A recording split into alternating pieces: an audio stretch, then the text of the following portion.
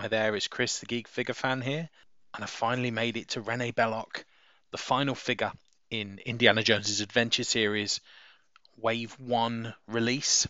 And what we're also going to do is we're going to build that artifact. So we're going to have a look at the Ark of the Covenant all built up and see how it looks in the flesh. What we're going to do first though is we're going to take a look at this box. No surprises here. I'll run through this really quickly. Same 3D photo rendering on the front. There's the artist picture on the side, reminiscent of the posters. There's photographs of all 5 figures from Wave 1 on the other side. And on the back is another 3D rendering of the figure, René Belloq, with the list of the accessories that come with it. So we'll open the box up, we'll get the figure out, and we'll have a quick look. We'll take a look at the accessories, or lack thereof. Again, we get a few pieces to finish off the Ark of the Covenant, and we get Belloq's decorative staff. So let's take a quick look at the figure. Articulation is fairly similar to all of the others. Same articulation in the hands and the elbows, the shoulders, the face, the hips. No surprises here. I will say that there's definitely still, like there was with Salah, restriction to the movement in his legs because of the long flowing material that's represented by this plastic. But for some reason, I feel like there's a little bit more movement in this figure than there was in the Salah one. That might just be me. And not amazed with this face sculpt as well. It looks fine in sort of a cartoony version of Belloq, but as a representation of Paul Freeman, I don't know how amazing I think this is. It's all right, I suppose. It's just not brilliant when you look at the face molds that have come before it. But let's get it displayed. Let's get it into some poses and we'll have a look.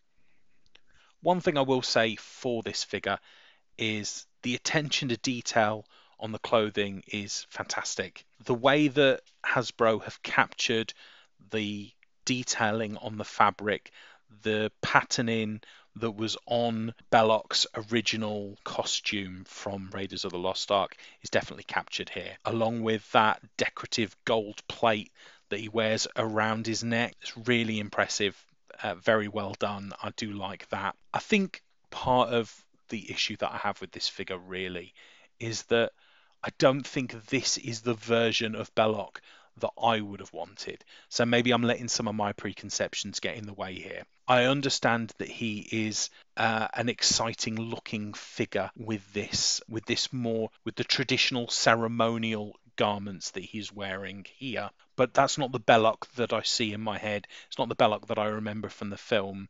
And I suppose we are getting that figure, and I have pre-ordered the double pack of Belloq in his white suit with trilby hat, along with the version of Brody that we saw at the beginning of Raiders. So we will eventually be getting that figure. The staff itself looks really impressive, clearly to scale, quite an impressive accessory, but it needs to be because it is the only accessory that we're getting. So yeah, we'll have a little bit more of a look around Belloq, but I don't really have a great deal more to say. I think the waves ended with a whimper rather than a bang. That being said, this arc looks impressive. I really like this arc. I can't quite work out if it's to scale. It might be a little bit smaller, but it's not far off. But I do love this arc. I think it's a nice piece that will sit on a shelf with the figures and not look out of place. It doesn't look cartoony in comparison or plain, not detailed enough. It fits with the figures. It was fun to build as well, actually. There's quite a lot of pieces to it, and I didn't get it right first time, but I got it built eventually. So yeah, I'm going to put it up with Belloq here. I think that looks wicked. I really do like that. You're going to see me attempt to move my lighting around to sort of evoke the look of the film. So apologies for how terrible that looks. But I do really like this build and artifact. It makes the last couple of figures not being quite up to scratch a little bit easier to take, because now that I've got all 6, I'm really impressed with how the wave looks overall and how the figures fit together, and I think that's the main thing. What I'll probably do is I'll follow this up with a combination of reviews. So I'll put all the reviews for Wave 1 together in one video so that people can see them all in one go, and you can get an idea of how all the figures match up to each other. But for now, I'll say I don't hate the figure. I definitely don't hate the artifact. I think it's all right. I think the head sculpt just lets it down a little bit. Other than that, absolutely fine figure. and I'm looking forward to cracking into some of the retail exclusives next. So, what does everybody else think about it? Tell me, what do you think about this figure? What do you think about the Wave? Give the video a thumbs up if you've liked it. Please subscribe for more videos. Like I say, I've got more retail exclusive figures. I've got Back to the Future figures coming. I've got Star Wars figures coming. I'm trying to cover the news on Hasbro NECA that's coming out. It's been quite quiet recently, so hopefully that picks up a little bit. But we've got some pipeline reveals that hopefully be turning into some real reveals soon. We've seen the pipelines. I expect Hasbro to start streaming soon so that we can start seeing some of those out of box. Anyway, yes, so I will speak to you all soon. Thanks a lot. Bye bye.